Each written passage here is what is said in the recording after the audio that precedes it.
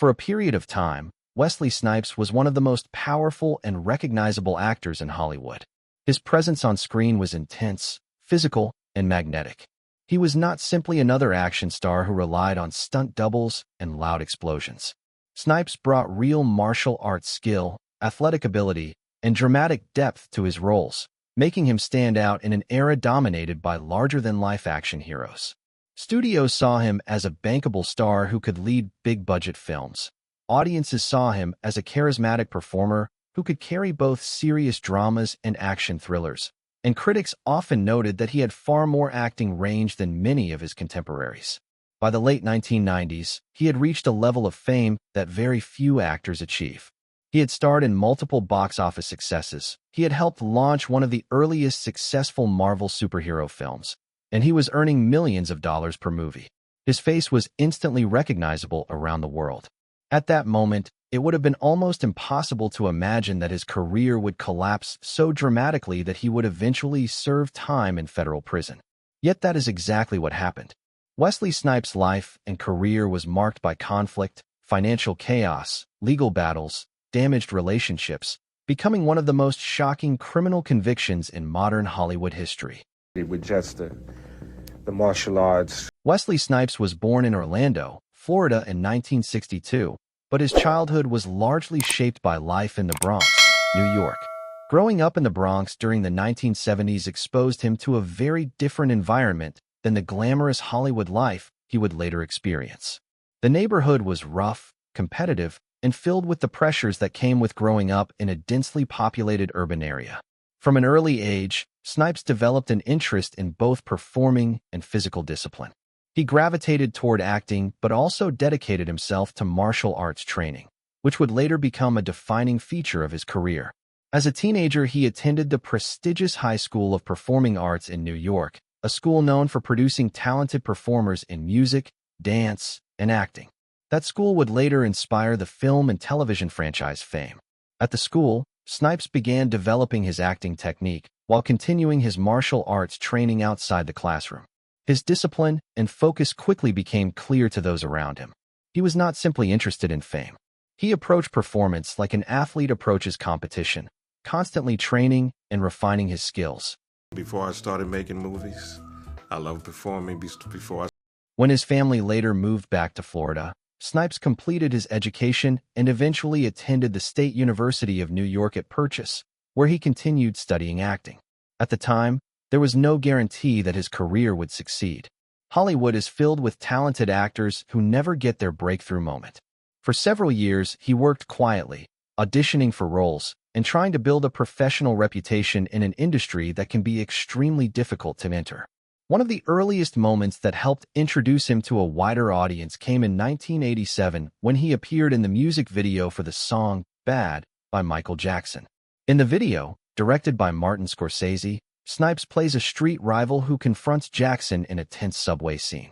The performance lasts only a short time, but it is memorable. His physical intensity and sharp screen presence made him stand out even in a brief appearance. Casting directors noticed, and it helped open doors for film roles. The comic book are familiar with, and did some innovation. His early film career developed quickly once those doors opened. One of his first widely recognized roles came in the sports comedy Major League, where he played the fast-talking baseball player Willie Mays Hayes. The role allowed him to showcase both his athleticism and his comedic timing. Audiences responded strongly to the character, and the performance helped establish him as an actor capable of carrying a film. Not long after that, Snipes delivered one of the performances that would truly elevate his reputation as a serious actor. In the crime drama New Jack City, he played the ruthless drug kingpin Nino Brown. The character was cold, calculating, and terrifyingly charismatic.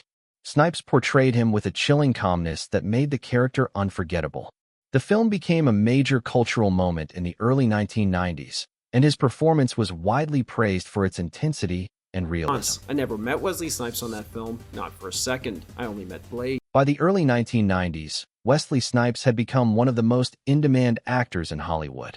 He began appearing in a series of films that would cement his reputation as a leading action star. In Passenger 57, he played an anti-terrorism expert trapped on a hijacked airplane. The film became famous for its memorable tagline, "Always bet on black," which quickly became associated with Snipes himself. The movie was a commercial success and reinforced his image as a powerful action hero. He continued building momentum with roles in films such as Demolition Man, where he starred opposite Sylvester Stallone. In that film, Snipes played the villain Simon Phoenix, a violent criminal revived in a futuristic society. His performance was energetic, chaotic, and wildly entertaining. Critics and audiences both noted that he nearly stole the entire movie with his performance. Early stages we spent. Another important film during this period was White Men Can't Jump, where he starred alongside Woody Harrelson. The basketball comedy became a cultural hit and showed a different side of Snipes. Instead of playing a villain or an action hero, he demonstrated humor, charm, and chemistry with his co-star. The film proved that he could succeed outside the action genre. While his career was thriving professionally, his personal life was more complicated. Snipes married actress April Du Bois in 1985, and the couple had a son together. However, the marriage eventually ended in divorce. Later, he married Nikki Park, a painter from South Korea. The couple would go on to have several children together. Snipes often kept his family life relatively private, but those close to him described him as a devoted father who valued time with his children despite his demanding career. The role that would ultimately define his legacy arrived in 1998 when he starred in the superhero film Blade. At the time, superhero movies were far from the dominant genre they are today. Many studios considered comic book adaptations risky investments. But Blade, based on the Marvel character, introduced audiences to a darker and more mature version of the superhero genre. It's that comic book world, and in that world Snipes played the vampire hunter Blade with a cool, stoic intensity. The character rarely showed emotion, spoke sparingly, and relied heavily on martial arts combat and sword fighting. Snipes performed many of the physical sequences himself, which gave the action scenes a realism that audiences appreciated. The film was stylish, violent, and unlike anything else being released at the time. Blade became a major success and helped prove that Marvel characters could thrive in cinema. The film's success eventually led to two sequels, Blade 2 and Blade: Trinity. During this period, Wesley Snipes was not just a successful actor. He was one of the central figures in launching the modern superhero film era. However, the production of Blade: Trinity in 2003 revealed serious tensions behind the scenes. Reports later emerged that Snipes frequently clashed with director David S. Goyer. Crew members claimed that communication between the actor and the director had broken down to the point that Snipes would sometimes send written notes instead of speaking directly. Some cast members later described the filming process as chaotic and uncomfortable. choreography and still be exciting and dynamic, but not lose. One of the most bizarre stories from the production involved allegations that Snipes spent long periods isolated in his trailer, refusing to participate in certain scenes. Other actors claimed that he remained in character even when cameras were not rolling. Whether every detail of these stories is accurate remains debated, but the production clearly suffered from serious internal conflict. While these tensions were damaging his reputation within Hollywood, an even larger crisis was unfolding in his financial life. During the early 2000s, Snipes became involved with a group of financial advisors who promoted controversial theories about the legality of federal income taxes in the United States. These advisors claimed that certain interpretations of tax law meant that many citizens were not legally required to pay federal income tax. Snipes accepted their advice and began following their recommendations. As a result, he failed to file tax returns for several years. The situation eventually attracted the attention of federal investigators. In 2006, the U.S. government charged Wesley Snipes with multiple tax-related crimes, including conspiracy and fraud. There is another world beneath it, the real world. The allegations involved more than $15 million in unpaid taxes.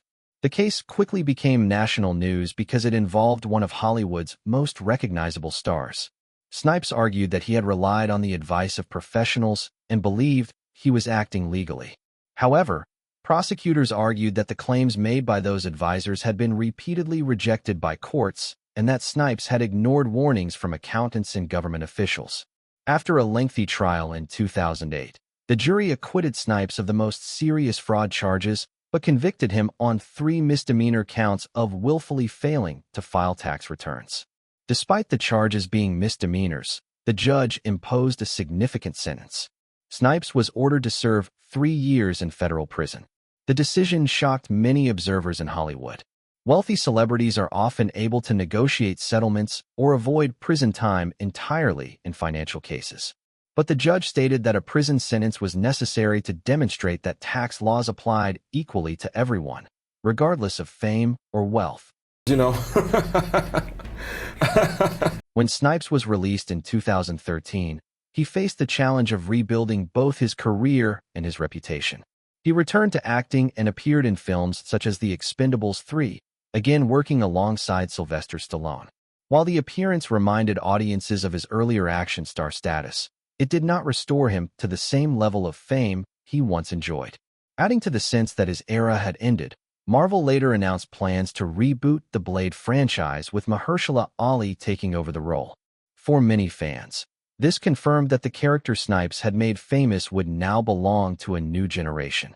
Despite these setbacks, Wesley Snipes remains an important figure in film history. His contributions to action cinema and early superhero films helped shape an entire genre that now dominates global box offices. At the same time, his career shows how quickly success can collapse when legal troubles, financial mismanagement, and professional conflicts spiral out of control. The guy in the leg with a wooden sword once. At his peak, Wesley Snipes was one of the most powerful actors in Hollywood. His films earned hundreds of millions of dollars, his characters became cultural icons, and his name alone could attract audiences. Yet within a relatively short period of time, that success unraveled through a series of decisions and controversies that permanently altered the trajectory of his career. The downfall of Wesley Snipes was not caused by a single mistake. It was the result of years of growing tension, risky financial advice, legal battles, and damaged professional relationships. His story shows how fragile celebrity can be, even for someone who once seemed completely unstoppable. If you enjoyed this video, like, subscribe, and hit that notification bell for more stories on your favorite actors.